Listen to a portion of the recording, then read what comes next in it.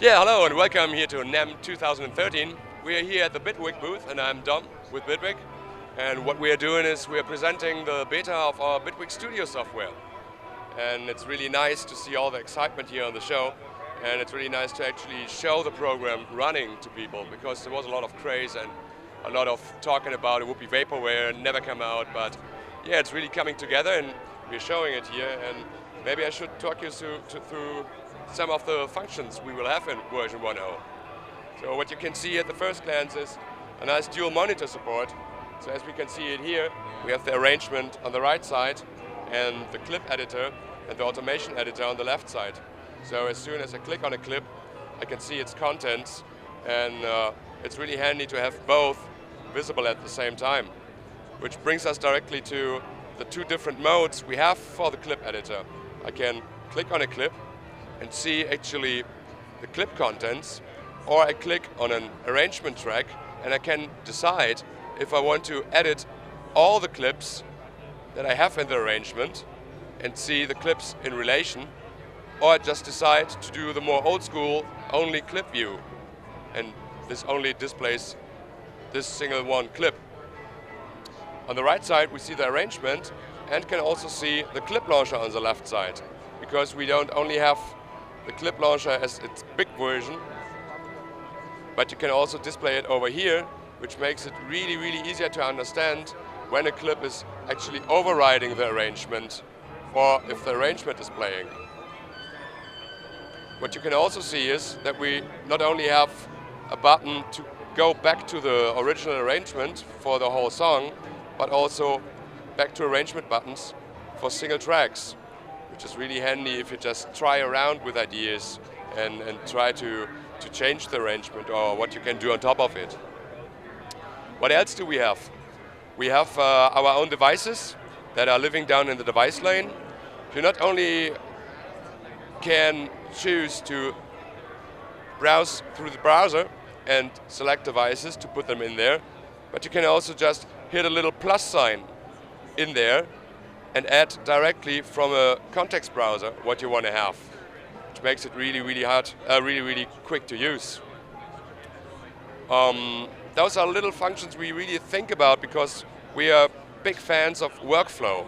It's not only to get the latest technology and the latest functions in there, like 64-bit and plugin bridging, plugin sandboxing so that the plugin doesn't crash your host. It's also about little things like, imagine you have a clip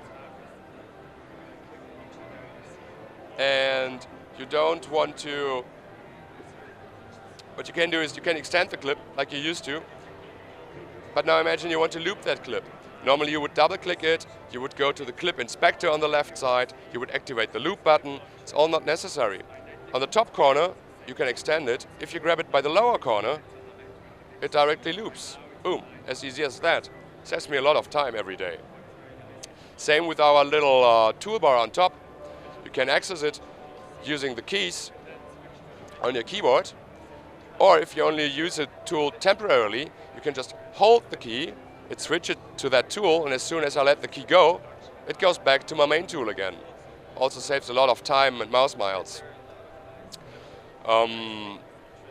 Those are functions that are important to us because they enable you to work faster. Another little thing that you can see on top is you can load multiple songs at once. This means you can drag and drop, copy and paste between projects. For example, you produce an album and then you want to do a big mega mix out of it for stage. You can just drag and drop clips into the session view of one project, or you can just mix and match the arrangements like you want to use them. Yeah, this would be a short overview about what it's about. Maybe a last little word about something you can see on our table here. We have the panorama controller by Nectar, and we have a little launchpad here. What's under the hood in Bitwig Studio is a scripting engine, and it's JavaScript. And you can just script any functionality for existing mini controllers. We will do a documentation for that, so that any manufacturer who is interested, or just any hobbyist, can change our scripts that we deliver with Bitwig Studio, or you can just come up with completely new functionality. So if you want to have a step sequencer on your launchpad, or you want to do preset browsing on something like the Panorama, you can actually say, I want to see the preset names in the display. Or I want to see like a running light sequencer, like a step sequencer on it. That's all possible, and it's possible just to anyone who is interested. So it's not closed or proprietary. It's really, we want to give it out to all the people. So yeah, we're really excited. People are always asking for a release date. We don't have a real release date because we want to really be satisfied with the software. It should be stable. If we give out a release date and we have to release it then, and it's not stable, no one would be happy. What we can say now is we will release it this year, and we think it will be around summer. So the wait will be over this year.